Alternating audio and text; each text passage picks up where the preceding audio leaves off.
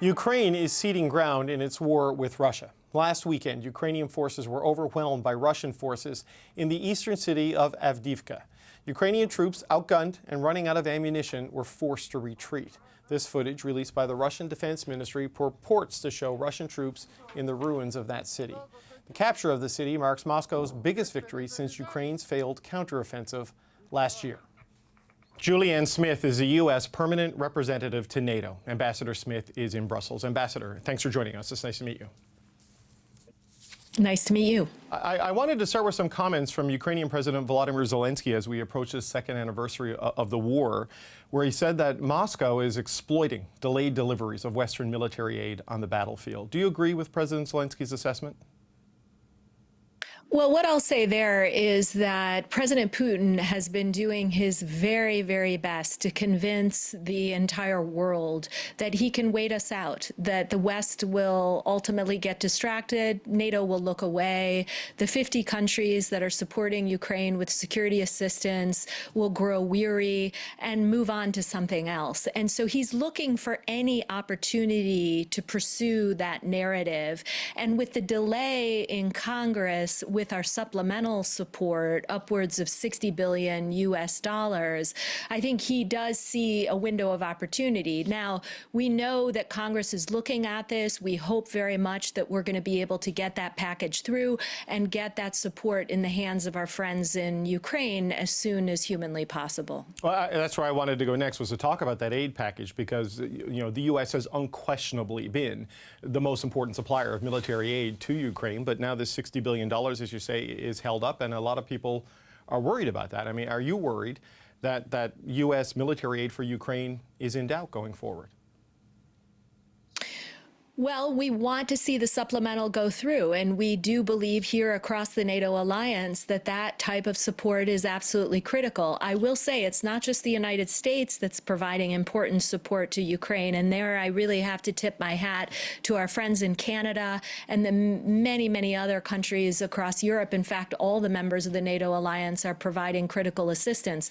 But U.S. leadership on this has been indispensable. We are running a process called the Ukraine Defense Contact Group. It's sometimes referred to as the Ramstein Group. And that's where we meet with Ukrainians every month and hear what their requirements are and then collectively give them additional forms of assistance.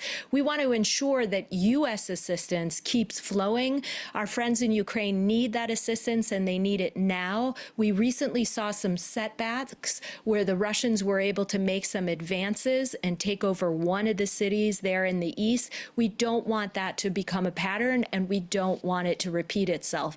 So we do believe that this assistance is important and it is critical, and we'd like to see that supplemental go through as soon as possible. Right, you're talking about the eastern city of Avdiivka, which Ukraine essentially had to abandon because their ammunition starved. And you have this situation, Ambassador, as you know, in the House, where Speaker Johnson, maybe J.D. Vance in the Senate, and former President Donald Trump in the nomination cycle, sort of maybe directing things. If you can't get this through Congress because of the opposition from these key players, what can the Biden administration do to get around this, to give extra aid to Ukraine? Well, as our national security advisor has said a couple of times now, we're not really focused on Plan B. We are focused on Plan A, and that is to get the supplemental through. We believe that there is broad bipartisan support across the House. We saw bipartisan support in the Senate for this, and so we're going to put our faith in that bipartisan support and ensure that the bill comes up for a vote. If it does, I think many folks feel confident that when we get to that juncture, we will be able to rely on that bipartisan support and get it through. There are a couple different paths to get it to the floor, and I know folks in the House are looking at that right now. And we, again, hope that this will happen in the weeks ahead. There's no doubt about President Biden's support for NATO and support for Ukraine. Former President Trump is a different story. He's casting doubt over his commitment to NATO's principle of collective defense. You heard what he said at a rally this month, that he would encourage Russia to do whatever they want to a NATO ally that doesn't meet the defense spending commitment. What are you hearing from your colleagues in Brussels about former President Trump's comments?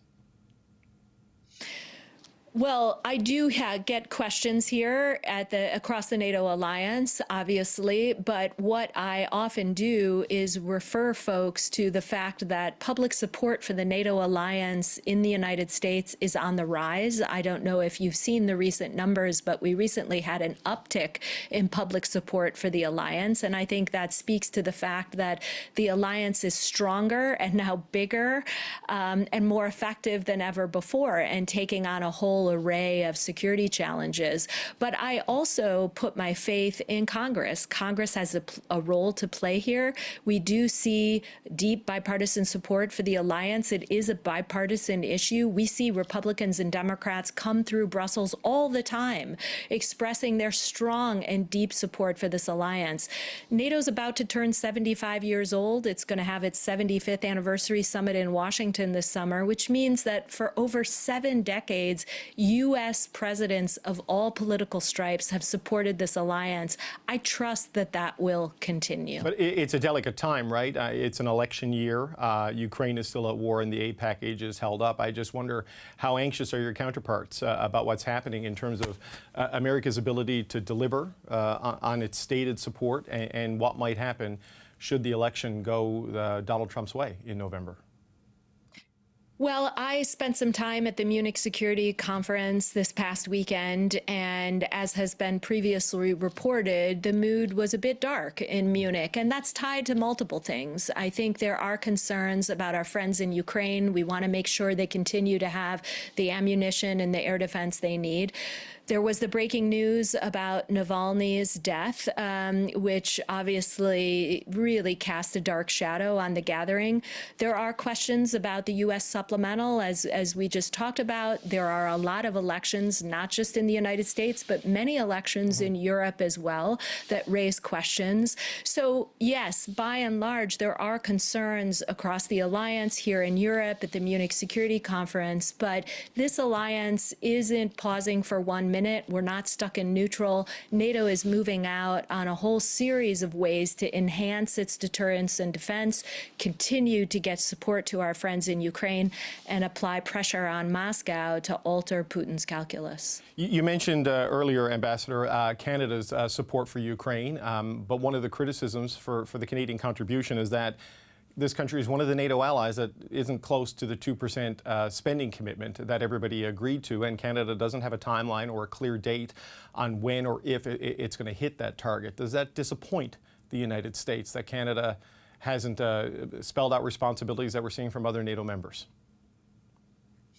Well, at the top, I have to say, we certainly applaud everything that Canada is doing for Ukraine. They're also taking a really important leadership role in Latvia by heading up one of the multinational battalions there. They make important contributions, critical contributions to NORAD and in the Arctic. But when it comes to defense spending, all allies committed over a 10-year period to move towards spending 2% of their GDP on defense. We started with 3 countries meeting that target. We're now at 18. Soon we're going to have more. What we want to see our friends in Canada do is have an actual plan to get to 2%.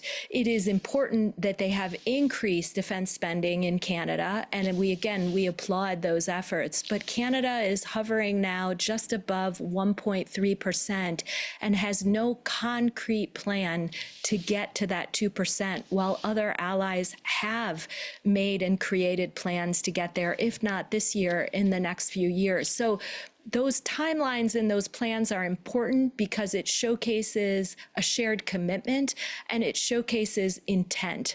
And so here inside the NATO alliance, and certainly back in Washington, we very much encourage our friends in Canada to develop some sort of concrete plan to meet that 2% pledge. Well, just as a final point, Ambassador, what kind of a timeline would you like to see there? This has been a live conversation in this country, as you know, certainly since the Ukraine war started after Russia's invasion.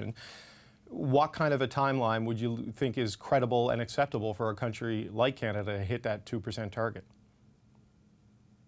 Well, obviously, the pledge was intended to last for 10 years. So the goal was to meet the target by this year. We have a handful of allies that, for a variety of reasons, will not meet the target this year, but they will in the next few years. I'll leave it to our friends in Canada to determine the specifics, but again, the importance here is relaying the message that collective security is not free, and it requires countries, all of us, to come up with a concrete plan to meet that 2% mark. Julianne Smith, U.S. Ambassador to NATO. Thank you so much for your time today. Thank you.